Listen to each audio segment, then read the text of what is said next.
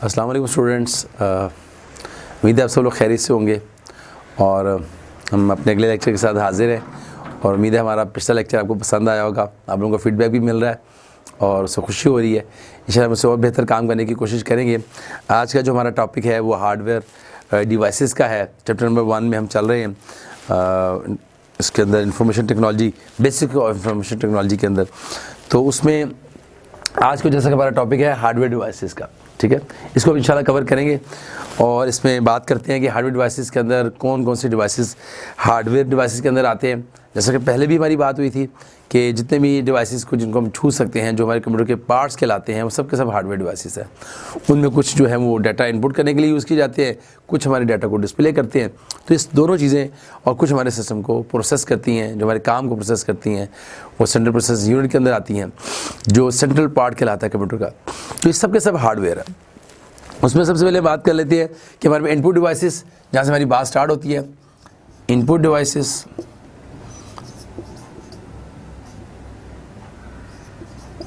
Input devices के अंदर कौन आ जाते हैं? हमारा कीबोर्ड है सबसे पहले, कीबोर्ड, फिर हमारा माउस है, ठीक है जी। काफ़ी इजी टॉपिक है, आपको आसानी से समझ आ जाएगा। इसके अलावा हमारे माइक्रोफोन, बहुत सारी मिसालें हैं, मैं 2-3 मिसाल लिख देता हूँ। हमारा माइक है, जिसे हम माइक्रोफोन भी कहते हैं, और इसी तरीके से हमारा टच पैड लैपटॉप का, इसी तरीके से हमारा इवन कि मैंने कुछ आपको एडवांस मिसालें भी दी थी कि हमारा जो मोबाइल है, मोबाइल की जो टच स्क्रीन है वो इनपुट डिवाइस में भी आता है और आउटपुट डिवाइस के अंदर भी आता है। इस तरीके से हमारी टच स्क्रीन जो हमारे हैं, जितने भी LCD टच स्क्रीन आ गई हैं, लैपटॉप टच स्क्रीन आ गए हैं, तो हमारा ये जो हमारे जितने भी आईफोन, आईपैड्स, ये सब के सब टच स्क्रीन में इनपुट भी है और आउटपुट भी है। हम इनपुट डिवाइस के अंदर कीबोर्ड, माउस, माइक्रोफोन वगैरह इसके अंदर आते हैं, ठीक है जी। अब हम देख लेते हैं output devices. Output devices, output devices के अंदर हमारे सबसे पहले तो हमारा मॉनिटर है या हमारी LCD है, जो भी आप इसको देख लें। इसके अलावा हमारे जो नॉर्मली जो यूज़ होता है वो प्रिंटर हमारा यूज़ होता है। प्रिंटर को हम आउटपुट डिवाइस कहते हैं, क्योंकि हमारे अमूमी तौर पर कंप्यूटर के साथ प्रिंटर जो अटैच होता है, जिसमें हम रिजल्ट एक पेपर के ऊपर रिजल्ट लेते हैं, जैसे हम हार्ड कॉपी भी मैंने आपको बताया था। तो प्रिंटर भी आउटपुट में आता है, मॉनिटर भी आउटपुट के अंदर आता है। इसी तरीके से मैंने आपको अभी मिसाल दी है कि हमारी टच स्क्रीन है वो सारी की सारी इनपुट में भी आती है और आउटपुट के अंदर भी आती है। और इसके अंदर आप ले लें इसकी, जैसे माइक की मिसाल दी है, तो इसके मुकाबले में हम देखते हैं स्पीकर, तो स्पीकर भी इसके अंदर आता है। स्पीकर है, ये सब स्पीकर भी आउटपुट डिवाइस के अंदर आ गया। और ये नॉर्मली जो हमारे एनवायरनमेंट में यूज़ होने वाले आउटपुट डिवाइसेस हैं। अब अगली बात करते हैं मेन मेमोरी। मेन मेमोरी हमारे कंप्यूटर के अंदर होती है। देखिए, मेन मेमोरी के अंदर हम देखते हैं कि जब हमारा डाटा एंटर होता है तो कहाँ जाता है? सबसे पहले वो रैम के अंदर जाता है, वो हमारी मेन मेमोरी कहलाती है। मेन मेमोरी को फिर हम आगे कैटेगराइज करते हैं कि भाई कौन सी परमानेंट मेन मेमोरी है और कौन सी टेम्परेरी मेन मेमोरी है। तो रैम को हम टेम्परेरी मेमोरी के तौर पर लेते हैं, वो हमारी मेन मेमोरी है। वो सारा काम करती है सिस्टम को, जैसे डाटा लेना, उसको स्टोर करना और उसको आगे प्रोसेस करवाना। और पूरे डाटा जो हमारे कंप्यूटर के अंदर जो काम हो रहा है, सारा का सारा काम जो हम ओपनिंग कर रहे हैं, वर्ड खोल रहे हैं, एक्सेल खोल रहे हैं, एक्सप्लोर खोल रहे हैं, गेमें खोल रहे हैं, ये सब किसके थ्रू हो रही है? हमारी विंडो खुली हुई है। ये सब जो है हमारी रैम के थ्रू चल रही है। यानी रैम हमारी करंट वर्किंग के साथ हेल्प करती है, हमारे डाटा को लेना, उसको स्टोर करना टेम्परेरी तौर पर और उससे आगे प्रोसेस करवाना। ये सारा मेन मेमोरी में हो रहा है। तो मेन मेमोरी भी इसका हार्डवेयर डिवाइस के अंदर आती है, ठीक है। इसके अंदर हम देखते हैं कि 2 हिस्से बन जाते हैं। मैंने आपको जैसे बताया, मेन मेमोरी के अंदर रैम है और दूसरा हार्ड डिस्क है। मेन मेमोरी जो हमारी रैम है, इसके अंदर हम जैसे प्राइमरी मेमोरी भी कहते हैं। प्राइमरी मेमोरी, जैसे कि मेन मेमोरी के अंदर हम प्राइमरी मेमोरी अगर लें तो वो हमारी रैम कहलाएगी। इसके अंदर एक और चीज़ भी है जिसे हम रोम कहते हैं, जिसका डायरेक्टली हमारे साथ ताल्लुक नहीं होता। लेकिन ये रोम कौन सी है?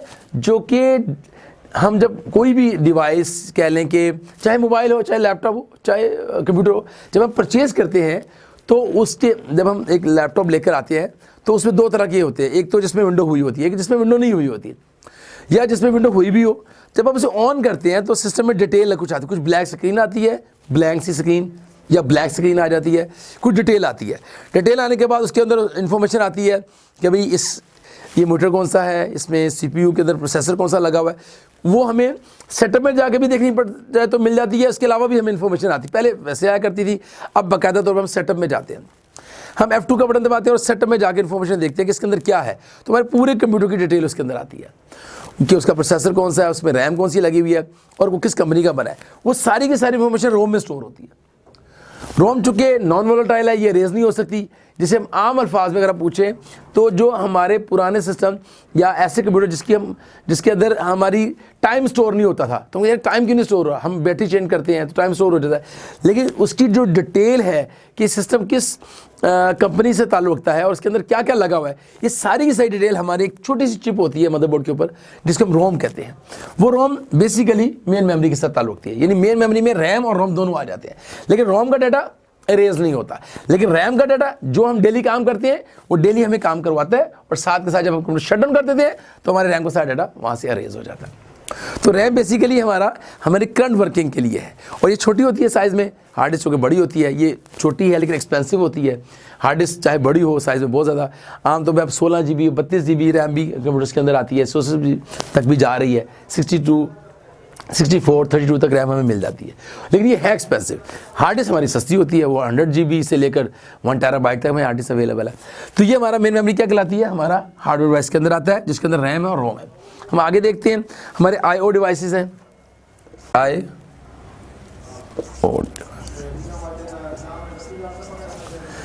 हमारे IO डिवाइसेस के अंदर हमारे जितने भी टर्मिनल्स होते हैं, अगर बहुत सारा नेटवर्क हो जिसमें बहुत सारे कंप्यूटर्स यूज़ होते हैं, एक ऐसे मेन सर्वर के साथ हमें काम करना पड़ता है। मेन सर्वर के साथ टर्मिनल्स लगे होते हैं जिसमें हमें CPU प्रोवाइड नहीं किया जाता, बल्कि मेन सर्वर्स के साथ मेन सुपर कंप्यूटर्स वगैरह जितने भी बड़ी कंपनियों में काम होता है उसमें वो टर्मिनल्स लगाए जाते हैं जिसमें एक स्क्रीन है और एक कीबोर्ड दिया जाता है, जिसमें वो लोग अपना काम कर रहे होते हैं और डाटा डायरेक्टली जो है वो सर्वर के अंदर स्टोर होता है। तो IO डिवाइसेस के अंदर हमारे टर्मिनल्स आ जाते हैं और जितने भी टच स्क्रीन है, जितने भी डिवाइसेस टच स्क्रीन के अंदर आते हैं, ये भी IO डिवाइसेस के अंदर हम लेते हैं, टच स्क्रीन वाले डिवाइसेस। उसके आगे चलते हैं जी हम, ये हमारे हैं सेकेंडरी मेमोरी जिसकी मैंने जिक्र किया। अब मैंने यहाँ पर हमने मेन मेमोरी में प्राइमरी मेमोरी को जिक्र किया, लेकिन साथ ही मैंने आपको सेकेंडरी स्टोरेज का टच दिया था। अब आपको डिटेल से मैं आपको सेकेंडरी स्टोरेज के बारे में बताऊँ। बेसिकली हम यहाँ इसको नहीं लेते, हम सेकेंडरी स्टोरेज को अलग से लेते हैं, मेन मेमोरी से हट कर लेते हैं। रैम और रोम में सिर्फ हमारी मेन मेमोरी या प्राइमरी मेमोरी कह सकते हैं, और सेकेंडरी स्टोरेज के अंदर हमारी आ जाती है हार्ड डिस्क आ जाती है। सबसे कॉमन चीज़ जो परमानेंट डाटा स्टोर करती है हार्ड डिस्क है। इसके अलावा हमारी सेकेंडरी स्टोरेज के अंदर हमारी CD-ROM, हमारी USB, हमारी फ्लॉपी डिस्क, ये सारे के सारे जैसे कि पोर्टेबल हार्ड ड्राइव हो जो आप मूव कर सकते हैं, वो भी इसके अंदर सेकेंडरी स्टोरेज के अंदर हमारी हार्ड डिस्क, हमारी CD-ROM, हमारी DVD, ये सब चीज़ें इसमें आ जाती हैं, और USB वगैरह ये सब इसके अंदर आती है, ये सेकेंडरी स्टोरेज के अंदर आ जाती है। हम आगे चलते हैं, इंटरकनेक्टर्स हैं जो कि डाटा को आपस में जोड़ते हैं। हार्डवेयर के आपस में जो जोड़ा जाता है वो केबल्स हैं, बसेस हैं और कनेक्टर्स हैं, वो सारे के सारे। तो हमारे अगला जो है वो हमारी सेकेंडरी इंटरकनेक्टर्स से हमको नाम देंगे, इंटरकनेक्टर्स, जो आपस में लिंक यानी मुख्तलिफ हार्डवेयर्स को आपस में लिंक कराने के लिए यूज़ किए जाते हैं, वो इंटरकनेक्टर्स कहलाते हैं। उसमें केबल्स हैं, केबल्स आपने देखी होंगी कि थोड़ी सी चौड़ी होती हैं, जिसमें 16 पहले तो 8 बिट वाले साइज़ की थी, अब 16 बिट साइज़ की आती हैं। तो चौड़ी केबल्स होती हैं जिसमें लाइंस होती हैं, वायर उसके अंदर बिछाई होती है जो डाटा को लेकर जाती है, वो बसेस कहलाती हैं। केबल्स हैं, बसेस हैं और पोर्ट्स हैं। और पोर्ट्स कौन सी जगह पे होती हैं, ये जो हमारे मदरबोर्ड के साथ जो बैक साइड के ऊपर जितने भी कनेक्टर्स लगे हुए हैं उनके साथ पोर्ट लगी हुई हैं जो लिंक्स करवाती है हमारे इनपुट आउटपुट को आपस में मदरबोर्ड के ऊपर। वो लगा के हम एक तरह से इनपुट लगाते हैं, कीबोर्ड लगाते हैं, माउस लगाते हैं, USB की प्रिंटर की केबल लगा रहे हैं, उसके बाद IO कार्ड लगा रहे हैं, जैसा कि हमें कोई VJ कार्ड लगाया हुआ है उसकी पोर्ट उसके अंदर से गुजर रही है, साउंड कार्ड है, VJ कार्ड है। इस तरह सारे डिवाइसेस आपस में लिंक करने के लिए हमें कनेक्टर की ज़रूरत होती है। तो कनेक्टर सारे के सारे में CPU के बाहर न दिखाई देते हैं जहाँ हम सारे डिवाइसेस को लगाते हैं। आगे हम बात करते हैं एक और चीज़ में जो बहुत इंपॉर्टेंट है, नेटवर्क कार्ड। नेटवर्क डिवाइसेस कह सकते हैं, नेटवर्क कार्ड भी कह सकते हैं। डिवाइसेस के अंदर सारी चीज़ें आ जाती हैं, जैसे नेटवर्क कार्ड आ जाता है, उसके अंदर नेटवर्क कार्ड है, और इसके अंदर हमारे जितने भी राउटर जो लिंक करवाते हैं, जो अगर हमारा नेटवर्क बना हुआ है तो राउटर हमारे पूरे कंप्यूटर्स को नेटवर्क प्रोवाइड कर रहा है।